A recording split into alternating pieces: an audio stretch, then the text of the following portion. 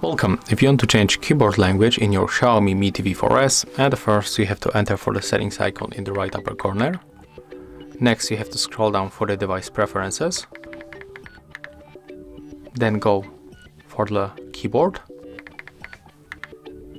and go for Gboard settings. Next you have to go for the languages, and here you can use the system language.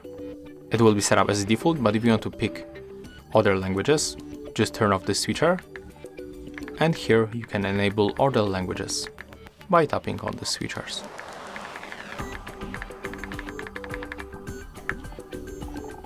I'm going to stay with the system language.